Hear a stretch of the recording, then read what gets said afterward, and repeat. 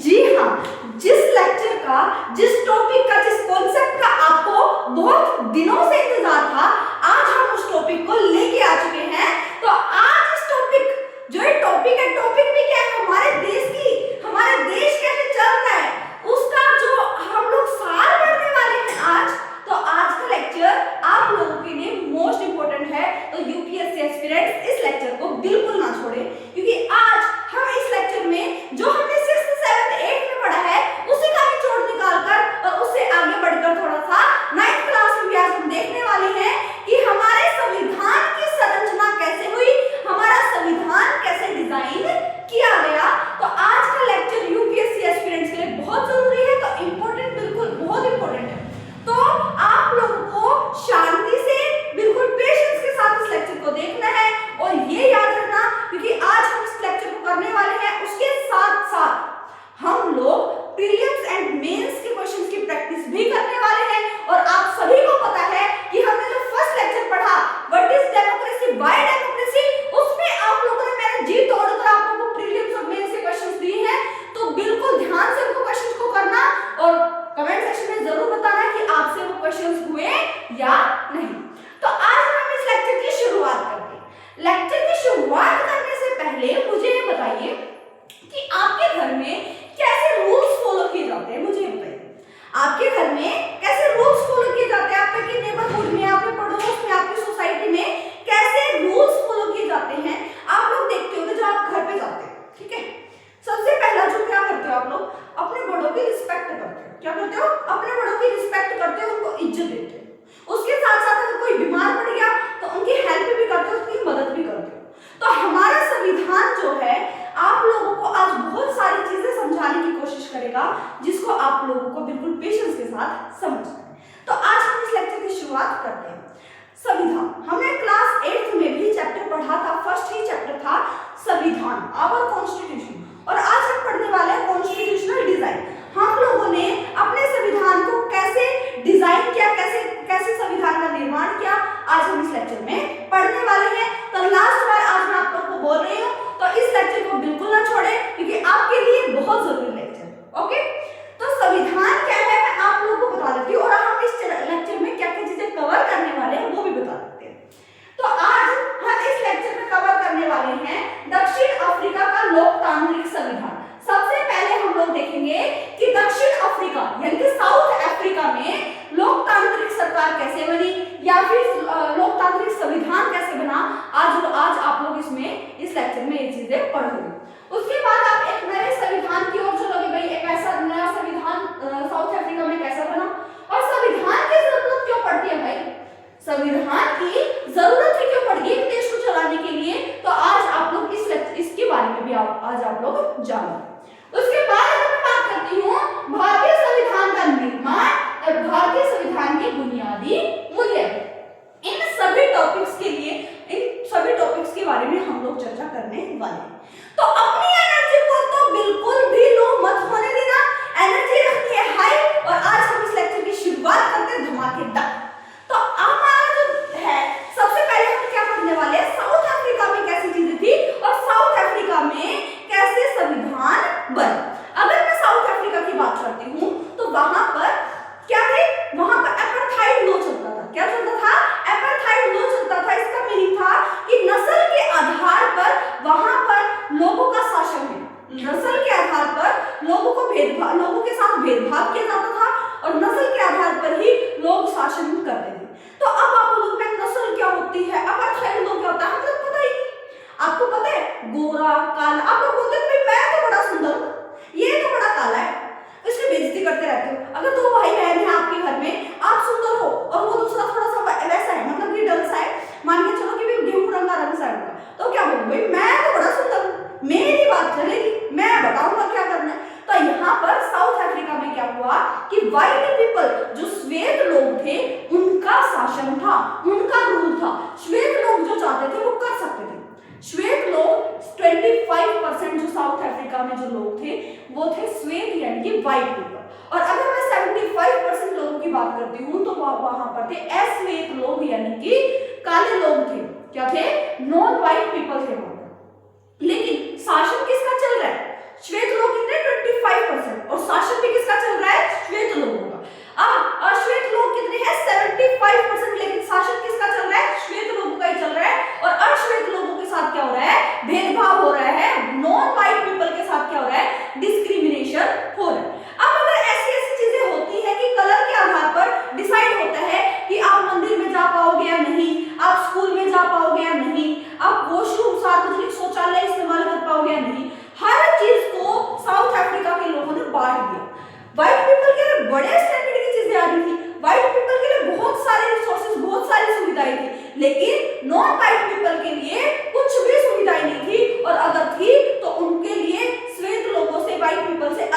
दिया गया कि आप लोग हमारे एरिया में नहीं आ सकते हो। तो यहीं पर क्या भेदभाव, यहीं पर डिस्क्रिमिनेशन क्या हो गया, उजागर हो गया, भेदभाव पैदा हो गया।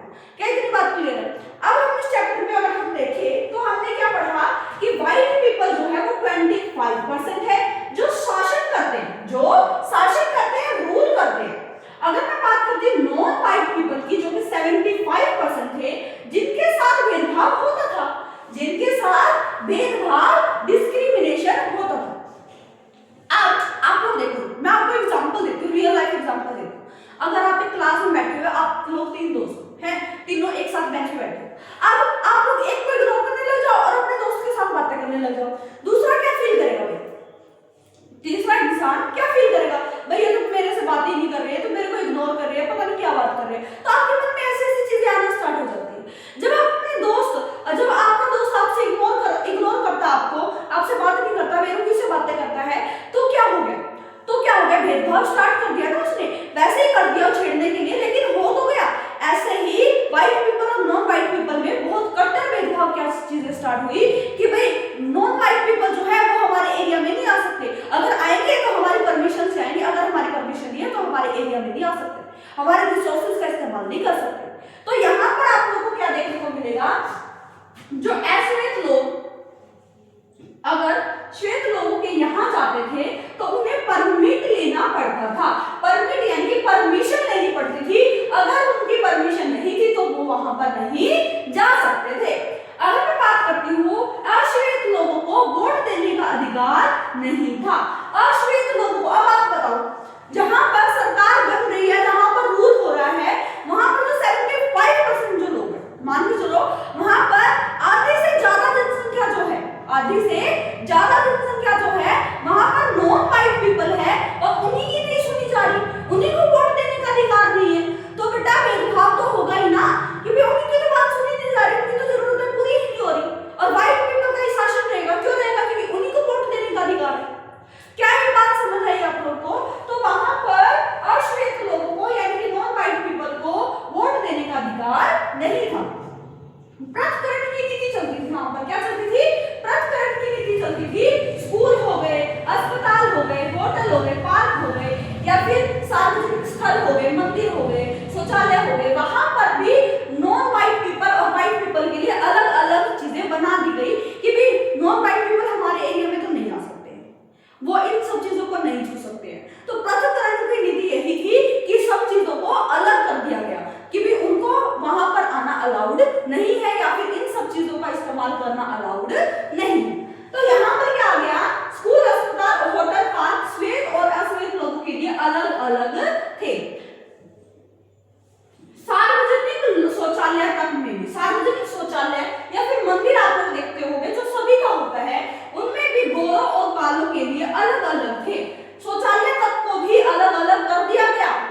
जो टॉयलेट्स, वॉशरूम्स आप लोग इस्तेमाल करते हो उनको भी अलग कर दिया। भाई श्वेत लोगों के टॉयलेट्स में नहीं चले जाओगे, वॉशरूम में नहीं चले जाओगे, बिल्कुल नहीं जा सकते हो। तो यहाँ पर क्या हो रहा है, इतना कट्टर भेदभाव यहाँ पर स्टार्ट हो गया। क्या वहां पर लोग परेशान नहीं होंगे जब उनको रिसोर्सेज ही नहीं मिल रहे, उनके साथ भेदभाव हो रहे हैं? क्या उनके मन में प्रोटेस्ट करने की वो नहीं आएगी? वो ये नहीं सोचेंगे कि भी हम लोग इनके खिलाफ जंग छेड़ दे या फिर ये कर दे वो कर दे, सोचेंगे ना जब उनके साथ इतना ज्यादा भेदभाव हो रहा है। तो आज हम लोग इस लेक्चर में हमने ये सब चीजें क्या पढ़ी कि साउथ अफ्रीका में क्या था, 20% जो है वो व्हाइट पीपल थे जो शासन करते थे, नॉन व्हाइट पीपल 75% थे जिनके साथ भेदभाव होता था। अश्वेत लोग अगर श्वेत लोगों के यहाँ जाते थे तो उन्हें परमिट लेना पड़ता था, परमिशन लेनी पड़ती थी, बिना परमिशन के उनको वहां जाना अलाउड नहीं था। अश्वेत लोगों को वोट देने का अधिकार है, बताओ भाई, पूरे साउथ अफ्रीका की जो पॉपुलेशन है 75% लोगों को वोट देने का ही अधिकार नहीं है। तो वहां पर तो व्हाइट पीपल का ही रूल चलेगा ना। तो यहाँ पर क्या हुआ, पृथक्करण की नीति आई, जहां पर स्कूल हो गए, अस्पताल हो गए, होटल, पार्क हो गए, इन सभी को अलग कर दिया गया। यहाँ तक कि सार्वजनिक स्थलों को भी व्हाइट और नॉन व्हाइट पीपल के लिए अलग अलग बना दिए गए कि आप लोग हमारे एरिया में कदम नहीं रख सकते। तो आप लोगों को क्या पता चला, यहाँ पर आपको पता चला यहाँ पर भेदभाव बहुत ही चरम सीमा पर है भाई, बहुत तरह से भेदभाव हो रहा है। अगर भेदभाव हो रहा है तो लोगों के मन में क्या आ जाएगी, घृणा, नफरत आ जाएगी व्हाइट पीपल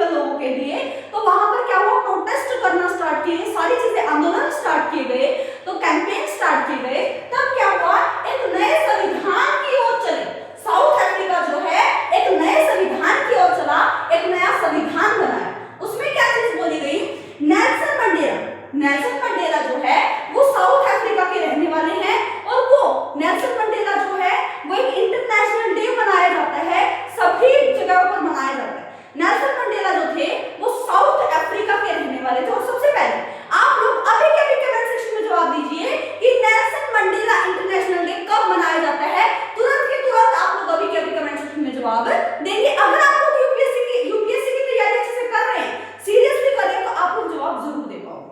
तो अगर मैं बात करती हूँ नेल्सन मंडेला जो हैं, उन्होंने इतने अच्छे से आंदोलन किया क्योंकि वो भी नॉन व्हाइट पीपल थे, उनके साथ भी भेदभाव हो रहा था, तो उन्होंने बहुत संघर्ष किया, बहुत मेहनत की और उनको 28 वर्ष तक जेल में भी रहना पड़ा और 28 वर्ष के बाद वो जेल से रिहा हुए। 26 अप्रैल 1994 दक्षिण अफ्रीका एक लोकतांत्रिक देश बना। दक्षिण अफ्रीका जो साउथ अफ्रीका है वो एक लोकतांत्रिक देश बना 26 अप्रैल 1994 को। ये सारी चीजें आप लोग को याद रखनी है, या तो आप लोग साथ साथ नोट्स बनाते हुए चलें या फिर इनका स्क्रीनशॉट जरूर रखें क्योंकि आप लोगों के लिए बहुत ज्यादा जरूरी है। अगर मैं बात करती हूँ रंगभेद का शासन क्या हुआ, खत्म हुआ। रंगभेद का शासन खत्म किया और समानता, लोकतांत्रिक मूल्य, सामाजिक न्याय और अधिकारों को शामिल किया गया। अब मुझे पता है मैम आप बोलोगे मैम आप तो ना सारा का सारा हिंदी में पढ़ा रहे हो, हमें कहाँ करा रहे हो, इंग्लिश मीडियम वाले पढ़ा रहे हो। मैं आपको इंग्लिश में भी कन्वर्ट करके दे सकती हूँ बेटा। रंगभेद यानी कि जो अपार्थाइड लॉ चलता था उसका शासन खत्म कर दिया गया, उसका रूल खत्म कर दिया। उसके साथ साथ समानता यानी कि इक्वालिटी की बात की गई, लोकतांत्रिक मूल्य, डेमोक्रेटिक सिद्धांतों की बात की गई, प्रिंसिपल की बात की गई, सामाजिक न्याय यानी कि सोशल जस्टिस की बात की गई, अधिकारों को शामिल किया गया यानी कि राइट्स को शामिल किया गया कि भाई ये अधिकार जो है जनता के पास होंगे ही होंगे, इनका कोई भी हनन नहीं कर सकता है। अगर मैं बात करती हूँ अफ्रीका में 2 वर्षों के बाद एक अच्छा संविधान बना। साउथ अफ्रीका में आफ्टर 2 इयर्स लोकतांत्रिक सरकार बन गई, लोकतांत्रिक देश बन गया। उसके 2 साल बाद ही हमारे देश में क्या बना, संविधान बनकर तैयार हो गया। और उससे क्या हुआ, उनके देश में संविधान बनकर तैयार हुआ, समानता का अधिकार उनको मिला, वोट देने का अधिकार मिला, तो सामाजिक न्याय मिला। तो इनसे क्या हुआ, उनका देश जो है अब सबसे अच्छा बेस्ट, अगर आप लोग एग्जांपल ले सकते हो ना बेटा डेमोक्रेटिक कंट्री का, तो सबसे बेस्ट एग्जांपल कौन है, साउथ अफ्रीका। इसीलिए हम लोग चैप्टर में किसका वर्णन कर रहे हैं, किसकी चीजें पढ़ रहे हैं, साउथ अफ्रीका की, क्योंकि वहां पर सबसे बेस्ट, सबसे अच्छा डेमोक्रेटिक कंट्री उनको माना जाता है। अब अगर मैं देखूं why do we need constitution, हमें संविधान की जरूरत क्यों पड़ी, हमें संविधान की जरूरत क्यों पड़ी, अब हम इसके बारे में पढ़ रहे हैं। दक्षिण अफ्रीका का लोकतांत्रिक हम लोग देख चुके हैं, एक नए संविधान की ओर दक्षिण अफ्रीका कैसे गए ये भी देख चुके हैं। अब हम पढ़ने वाले हैं संविधान की जरूरत क्यों, संविधान की जरूरत क्यों। अगर मैं बात करती हूँ दक्षिण अफ्रीका में मिली जुली सरकार बनी, यानी कि वहां पर उनके सरकार में व्हाइट पीपल भी थे और नॉन व्हाइट पीपल भी थे। ऐसा नहीं था कि व्हाइट पीपल का शासन बिल्कुल खत्म कर दिया, नॉन व्हाइट पीपल को लेके आ गए। अब मान के चलो जब उनके साथ इतना भेदभाव हो ही गया, इतना उनको दुखी कर ही दिया व्हाइट पीपल्स ने, क्या अब अगर नॉन व्हाइट पीपल के पास सत्ता आ जाए, पावर आ जाए, क्या वो अब व्हाइट पीपल के साथ भेदभाव नहीं करेंगे? क्या आपको नहीं लगता? अगर आपके साथ आज किसी ने बुरा किया, ठीक है, आप लोग उसको चुपचाप सहते रहे, अब आप लोग हो गए कामयाब, क्या कहीं ना कहीं आपके मन में उसको बदला लेने की भावना जाग जाएगी? अगर अच्छा इंसान होगा तो नहीं जागेगी। अगर वो क्या होंगे, भाई उन्होंने तो मेरे साथ इतना ज्यादा भेदभाव किया है तो मैं भी क्या करूंगा, उनके साथ लड़ाई करूंगा, चाहे उनके साथ बदला लूंगा, उनके मेरे साथ जो किया उनका बदला लूंगा। तो यहाँ पर क्या होगी, नॉन व्हाइट पीपल के मन में क्या आ गई, ईर्ष्या पैदा हो गई, बदले की भावना पैदा हो गई। इसीलिए क्या किया, दक्षिण अफ्रीका में मिली जुली सरकार बनी ताकि एक तबके के पास, एक कम्युनिटी के पास प्रॉपर पावर ना रहे, पूरी पावर ना रहे। एक कम्युनिटी का शासन नहीं होगा, एक कम्युनिटी का शासन नहीं होगा, ना ही व्हाइट पीपल का शासन होगा, ना ही नॉन व्हाइट पीपल का शासन होगा, ना ही गोरों का होगा और ना ही कालों का होगा। वहां पर सार्वभौमिक वयस्क मताधिकार को अपनाया गया, यानी कि यूनिवर्सल एडल्ट फ्रेंचाइज को अपनाया गया, यानी कि 1 पर्सन 1 वोट 1 वैल्यू। पहले क्या था, नॉन व्हाइट पीपल को वोट डालने का अधिकार नहीं था। अब क्या हुआ, वहां पर सार्वभौमिक वयस्क मताधिकार को लाया गया, यानी कि वहां पर क्या बोला गया, हर एक इंसान एक वोट कर सकता है, जिसका मूल्य, जिसका जो पोस्ट होगा वो क्या होगा, एक ही होगा, चाहे वो अमीर हो, चाहे वो गरीब हो, चाहे वो काला हो, चाहे वो गोरा हो, चाहे वो मेजोरिटी में हो, चाहे वो माइनॉरिटी में हो, सभी का मत जो है वो उसका मूल्य कितना होगा, एक होगा। तो वहां पर सार्वभौमिक वयस्क मताधिकार को अपनाया गया। ना ही अल्पसंख्यक का शासन होगा, ना ही अल्पसंख्यक का शासन होगा। अल्पसंख्यक का मीनिंग क्या है भाई, अल्पसंख्यक का मीनिंग है माइनॉरिटी, माइनॉरिटी। ना ही तो कम लोगों, ना ही जिनकी संख्या कम है उनका शासन होगा, और ना ही जो बहुसंख्यक में है यानी कि जो मेजोरिटी में है उनका शासन होगा। अब क्या होगी, माइनॉरिटी और मेजॉरिटी मिलकर सरकार बनाएगी ताकि आराम से वो चीजें चल सके। क्योंकि अब काले लोग जो बहुसंख्यक में हैं वो गोरे लोगों पर अत्याचार ना हो सके, इसीलिए उन लोगों को एक साथ पावर नहीं दी, एक के पास पावर नहीं रहेगी, एक कम्युनिटी के पास पावर नहीं रहेगी, ताकि हमारा देश सुचारू रूप से चलता है। उन्होंने उनकी क्या थी, ये थ्योरी थी। अब अगर मैं बात करूं, इसीलिए कानून बनने जरूरी है और इसीलिए हमें संविधान की जरूरत पड़ी। क्या आप लोग को समझ आया हमें नीड क्यों पड़ी, हमें जरूरत क्यों पड़ी? अगर हमारे देश में भी तो एक चीजें थी ना। अगर मैं आपको बात बताती हूँ, साउथ अफ्रीका में क्या था, लोग रंग भेद के बेसिस पर क्या हो रहा था, कोई रूल कर रहा था, कोई नहीं कर रहा था। अगर मैं बात करूं अपने देश की, क्या हमारा देश उस टाइम पर, इस टाइम पर तक तो आजाद हो गया था हमारा देश, 1994 की बात अगर हम करें, लोकतांत्रिक देश बना। लेकिन मैं बात कर रही हूँ, अगर हम अपने देश की बात करें, क्या हमारे देश के नेता जो थे उनके हाथों में पावर थी कि वो इतने सब चीजों का इस्तेमाल कर सकते थे? हमारे देश भी तो गुलामी से जूझ रहा था। उनको भी तो पता था, जो जब अंग्रेज हम पर अत्याचार कर रहे थे, काला एक्ट लेकर आए, काला कानून लेकर आए, ठीक है, 1919 में काला कानून जो लेकर आए, काला कानून 1919 में आया, जिसमें क्या बोला गया, ना ही वकील होगा, ना ही अपील होगी, ना ही दलील होगी। मतलब कि ना ही किसी की सुनी जाएगी, ना ही किसी के उस बिहाफ पे कोई लड़ेगा और तुरंत उसको क्या किया जाएगा, अगर अंग्रेजों के खिलाफ आवाज उठाई तो तुरंत उसको जेल में डाल दिया जाएगा। ये सब चीजें वहां पर बोली थी। तो उनसे हमें तो पता चल गया भाई ये क्या रूल बना है, ये क्या कानून बना है, तो सबसे गलत कानून है।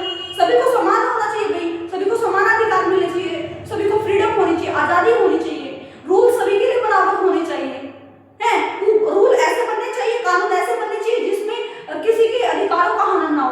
तो हमें एक्सपीरियंस हो चुका था, हमें हमारे संविधान में ये चीजें लिखनी है, ये चीजें करनी है, ये चीजें इंप्लीमेंट करनी है। तो इसीलिए हमारे को संविधान की जरूरत पड़ी। अगर मैं बात करती हूँ, नियमों को मानने की बाध्यता सब पर हो, हर एक इंसान, चाहे वो अमीर हो या गरीब हो, काला हो या गोरा हो, किसी भी कास्ट, किसी भी रिलीजन से बिलोंग करता हो, सभी को नियम मानने पड़ेंगे। अब उन नियमों को अगर हम लिखित रूप से सहमति बनी, उसी को संविधान कहलाया गया। जो संविधान क्या है, रूल, बुक ऑफ रूल्स ही तो है, रूल्स की बुक है, कानूनों की बुक है, लॉ की बुक है, जिसको हमने मिलाकर क्या बना दिया, संविधान बना दिया लिखित रूप से। अब उसमें हमें संविधान की इसलिए जरूरत पड़ी क्योंकि हमें इक्वालिटी चाहिए, हमें फ्रीडम चाहिए, हमें यूनिवर्सल एडल्ट फ्रेंचाइज चाहिए, हमें अनटचेबिलिटी को अबॉलिश करना है, धार्मिक चीजें चाहिए। तो ये सारी चीजों के लिए हमें क्या बनाया गया, हमारे लिए संविधान। संविधान एक सर्वोच्च कानून है भारत में, हमारे इंडिया में, हमारे भारत में। हमारे भारत में ना सबसे ऊपर पता है कौन, सबसे ऊपर संविधान के ऊपर कोई नहीं है भाई। कोई भी प्रधानमंत्री आ जाए, प्रेसिडेंट आ जाए, कोई भी आ जाए, हमारे देश में सबसे सर्वोच्च कानून, सबसे सर्वोच्च शासन किसका है, संविधान का। ठीक है, हमारे देश में सबसे सर्वोच्च कानून कौन सा है, संविधान, सुप्रीम लॉ ऑफ इंडिया। सबसे सुप्रीम लॉ ऑफ इंडिया किसको बोला जाता है, संविधान। तो इसीलिए हमें संविधान की जरूरत है। अगर आपको इतनी बातें क्लियर हुई तो आज हमने यहाँ पर क्या पढ़ लिया, संविधान की जरूरत हमें क्यों पड़ी। अब हम पढ़ेंगे ये दो चीजों को कि भारतीय संविधान का निर्माण कैसे हुआ और भारतीय संविधान के बुनियादी मूल्य क्या है। अगर आपको इतनी बातें समझ आई है तो मैं साइलेंट हो जा रही हूँ, तब तक आप लोग इसको या तो स्क्रीनशॉट ले लें या फिर लिख लें। अभी मैं 1 सेकंड के अंदर इसको क्या कर रही हूँ, इरेज कर रही हूँ, जल्दी करो।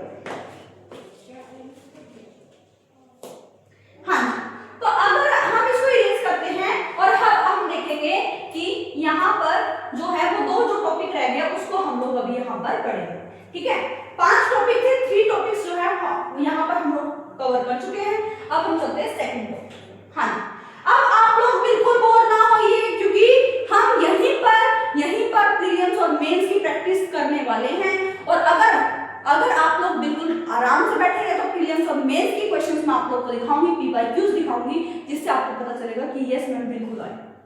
तो अगर मैं बात करती हूँ भारतीय संविधान का निर्माण, अगर मैं इंडियन कॉन्स्टिट्यूशन डिजाइन की बात करती हूँ, इंडियन कॉन्स्टिट्यूशन के डिजाइन की बात करती हूँ, तो ये सब चीजें हमारे दिमाग में कैसे भी है, संविधान होना चाहिए, संविधान होना चाहिए। ये बात हमारे दिमाग में कैसे है, 1928 की बात है, 1928 की बात है, जिसमें जो मोतीलाल नेहरू थे, क्या थे, मोतीलाल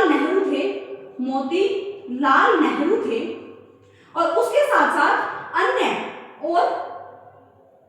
जो थे हमारे नेता थे, उन्होंने मिलकर संविधान की रूपरेखा तैयार की। संविधान की रूपरेखा तैयार की। क्या इतनी बात समझ आती है? रूपरेखा तैयार की, ठीक है। तो ये सबसे पहले ये बात होगी, हमारा इंडियन कॉन्स्टिट्यूशन डिजाइन करने के लिए हमारे नेताओं के मन में, हमारे नेताओं के दिमाग में कॉन्सेप्ट आया। मोतीलाल नेहरू और जो अन्य जो नेता थे हमारे पास, लीडर्स थे, उन्होंने संविधान की रूपरेखा तैयार की और 1931 में कराची अधिवेशन जो हुआ, वहां पर क्या था, 1931 में आईएनसी जो इंडियन नेशनल कांग्रेस थी, उन्होंने संविधान की रूपरेखा सभी के सामने रखी। संविधान की रूपरेखा सभी के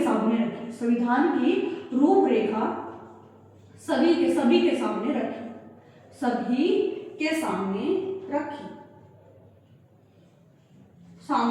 रखी। तो ये बात आप लोगों को याद रखनी, ठीक है। अब अगर मैं बात करती हूँ हमारा संविधान कहाँ से लिया गया, अगर मैं बात करती हूँ ब्रिटेन की बात करती हूँ, ब्रिटेन से संसदीय प्रणाली ली गई। संसद का जो कॉन्सेप्ट है वो आया हमारे लिए ब्रिटेन से। कहां से आया? ब्रिटेन से। अगर मैं अमेरिका की बात करती हूँ, वहां से हमें मिले राइट्स। राइट्स मिले, अधिकार मिले, फंडामेंटल राइट्स जो है, फंडामेंटल जो राइट्स हैं वो हमें मिले अमेरिका से। कहां से मिले? अमेरिका से। रसिया से हमें क्या मिले? संविधानिक मूल्य मिले। संविधान के जो मूल्य होते हैं ना, वो कहां से मिले हमें? क्रांति से मिले। रूस की जो क्रांति हुई, रूस क्रांति जो हुई, वहां से मिली। क्या आप लोग को इतनी बातें समझ आती है? इन सभी को मिलाकर हमने इंडियन कॉन्स्टिट्यूशन को डिजाइन किया, संविधान का निर्माण किया। तो आप लोग को समझ आ जाना चाहिए हमने किस किस चीजों का इस्तेमाल किया। फ्रांसीसी क्रांति हुई। क्या हुई? फ्रांसीसी क्रांति हुई। वहां से भी हम लोगों ने क्या किए?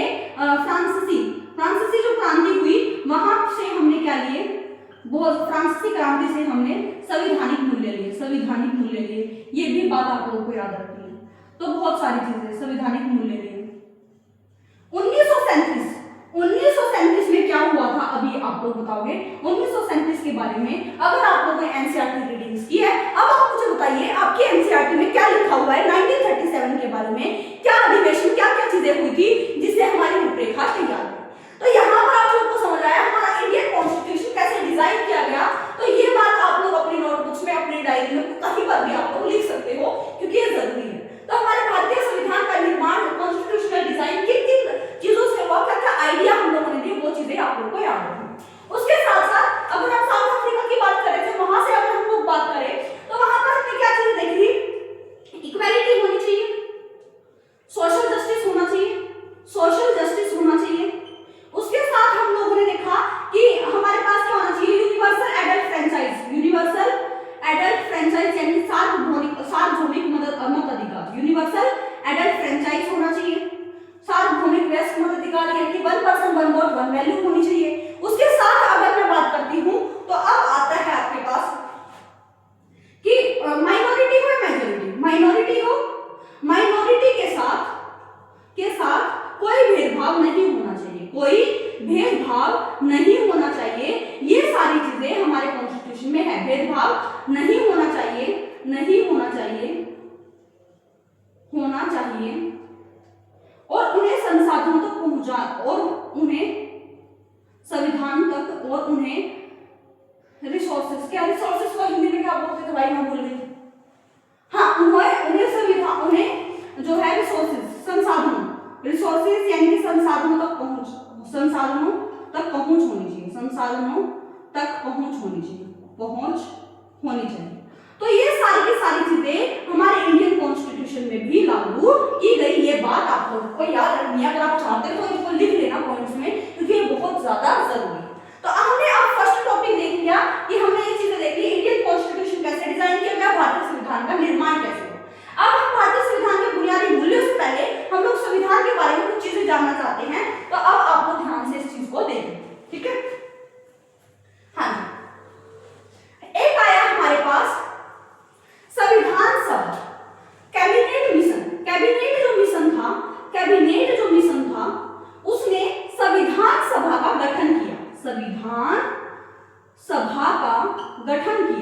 सभा का गठन किया और उसके साथ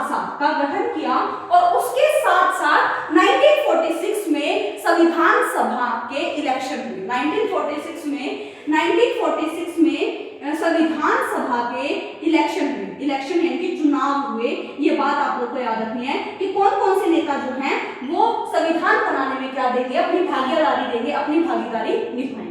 क्या इतनी बात आप लोग को समझ आई? अगर आपको समझ आई तो पहली बैठक दिसंबर 1946 में पहली बैठक हुई। पहली बैठक 1946 में हुई। पहली बैठक जो है वो दिसंबर 1946 में हुई और हमारा जो संविधान है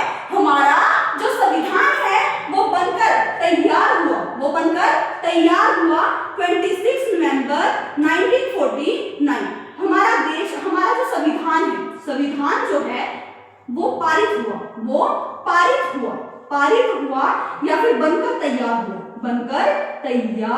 हुआ। ये बात आप लोगों को याद रखनी है, ठीक है। और भाई इसमें टोटल 26 जनवरी 1950 को हमारा संविधान जो है वो लागू किया गया। ये बात आप लोगों को याद रखनी है। और यहाँ पर टोटल कितनी बैठकें हुई ये आपको बताना है। अब आप बताओगे कि संविधान को बनाने के लिए टोटल कितनी बैठकें हुई, टोटल कितनी मीटिंग्स हुई, ये आप लोगों को बताना है। ये मैं आपके लिए होमवर्क दे दूं कि कितनी मीटिंग्स हुई। कैसी बात क्लियर हुई? और हमारे संविधान को बनने के लिए जो उसका टाइम पीरियड था, जो उसका कार्य वो था बेटा, बनने में कितना समय लगा? 2 साल 11 महीने 18 दिन। ये बात आप लोगों को याद रखनी है। और कैबिनेट मिशन ने जो है वो संविधान सभा का गठन किया, इलेक्शन करवाए ताकि हमारा संविधान बन सके। और 2 साल 11 महीने 18 दिन में हमारे जो है वो संविधान बनकर तैयार हुआ। और उनके जो जितने भी रिपोर्टिंग्स, जितनी भी बहस चली, जितने भी लॉज बनाए गए, कानून बनाए गए, ये सारी की सारी जो है वो रिकॉर्ड की गई। ये जो सारी की सारी बैठकें हुई, बहस हुई, इन सभी का रिकॉर्ड किया गया। क्या इतनी बात समझ आती है? अब हमारा जो लास्ट टॉपिक आता है भारतीय संविधान के बुनियादी मूल्य, उसके बारे में पढ़ते हैं ताकि फिर हम इस लेक्चर को ओवर करेंगे। कुछ प्रीवियस और मेंस के क्वेश्चन भी मैं आपको दिखाऊंगी, ठीक है। तो अब मैं बात करती हूँ आपके पास कि आप लोगों को कि भारतीय संविधान के बुनियादी मूल्य क्या है। सबसे पहले आपको महात्मा गांधी के बारे में याद रखना है, महात्मा गांधी। उसके बाद आप लोग को याद रखना है डॉक्टर बी आर अम्बेडकर। उसके बाद मैं अगर बात करती हूँ पंडित जवाहरलाल नेहरू। आप लोगों को अगर आप एनसीईआरटी देखते हो, ओल्ड एनसीईआरटी या फिर न्यू एनसीईआरटी देखते हो, आप लोगों को महात्मा गांधी 1931 में आप लोग को देखने को मिलेगा। उन्होंने एक बात बोली, एक बुक लिखी यंग इंडिया। क्या लिखी? Young India. उनमें उन्होंने बोला कि अमीर हो या गरीब हो, सभी को वोट डालने का अधिकार है, मत देने का अधिकार है। इसके बारे में महात्मा गांधी जी के बारे में आप लोग पेज नंबर 28 पर पढ़ सकते हो। Doctor B are Ambedkar ji ने क्या बोला? Doctor B are Ambedkar ji ने बोला आज हमें पॉलिटिकल इक्वालिटी तो मिल गई, लेकिन अब हम एक ऐसे देश में कदम रख रहे हैं जहां पर पॉलिटिकल इक्वालिटी है बट नॉट सोशल इक्वालिटी। समाज में अभी भी समानता नहीं है और आज हमने उसी देश में कदम रखा है जहां पर आप लोग को ये सारी चीजें देखने को मिलेगी। ये बात बोली डॉक्टर बी आर अम्बेडकर। अगर पंडित जवाहरलाल नेहरू की बात करें, उन्होंने बोला कि हम जितना हो सकता है हम अपने देश की जनता की, हम अपने देश के लोगों की सेवा करें। ये सारी की सारी चीजें, इन सभी के बारे में बातें आप लोगों को पेज नंबर 28-29 पर देखने को मिलेगी। ये बात आप लोगों को याद रखनी है। तो यही भारतीय संविधान के बुनियादी मूल्य हैं। अब लास्ट में मैं होमवर्क के भी आपको ये बोलूंगी कि आपको प्रीएम्बल, कॉन्स्टिट्यूशन का जो प्रीएम्बल आपको पढ़ के आना है और मुझे बताना प्रीएम्बल में क्या क्या चीजें लिखी हुई। एग्जैक्टली बता रही हूँ, वहां से प्रीएम्बल के टॉपिक से आप लोगों के जो संविधान की प्रस्तावना है वहां से लगभग 3 to 4 क्वेश्चन हमेशा आते हैं। तो आप लोगों को प्रीएम्बल को बिल्कुल रट लेना है, बिल्कुल। आप लोग देखना हर एनसीईआरटी में आपको संविधान की प्रस्तावना जरूर देखने को मिलेगी। इक्वालिटी, सॉवरेनिटी, फ्रीडम, तो ये सारी की सारी चीजें आप लोगों को जब आप पॉलिटी की बुक खोलते हो 6th 7th 8th 9th 10th किसी भी खोल के देखना, वहां पर सबसे पहले ही आपका क्या लिखा होता है, संविधान का जो कॉन्स्टिट्यूशन का प्रीएम्बल लिखा होता है, और वहीं से 3 to 4 क्वेश्चन पूछे जाते हैं। एग्जैक्ट वर्डिंग आप लोगों को याद रखना। अब आप लोग थोड़े से थक चुके होंगे, मैं थक तो चुके हैं हम लोग, लेकिन अब मैं आप लोगों के लिए क्या होमवर्क दे रही हूं, ये ध्यान से सुना, प्रीएम्बल तो आपको करना ही करना है।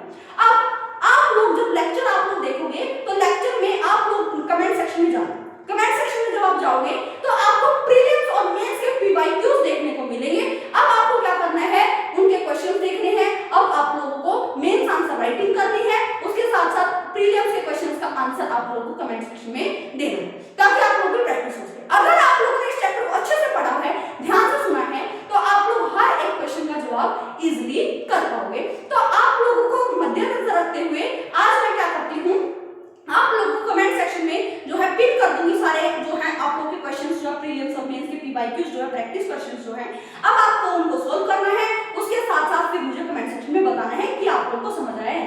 अगर आपको लगता है मैम ये क्वेश्चंस हमें हमसे नहीं हुए, मुश्किल लग रहे हैं, तो मैं नेक्स्ट लेक्चर में जब आऊंगी तो आप लोगों को वही क्वेश्चंस जो है वो मैं खुद प्रैक्टिस बोर्ड पर यहाँ पर करवाऊंगी। तो तब तक के लिए आप लोग क्या करो, हम लोग लाइव 8 PM हम लोग 8 PM पर आप लोग को लेक्चर्स अपलोड करते हैं। तो आप लोगों को क्या करना है, डेली अगर आप लोग को कॉन्सेप्ट सीखने हैं, डेली आप लोगों को एनसीईआरटी सीरीज देखनी है, तो आप लोग चैनल को कर ले सब्सक्राइब, ताकि आप लोगों के पास जल्द से जल्द आप लोग यूपीएससी की प्रिपरेशन अच्छे से अपनी स्टार्ट करें।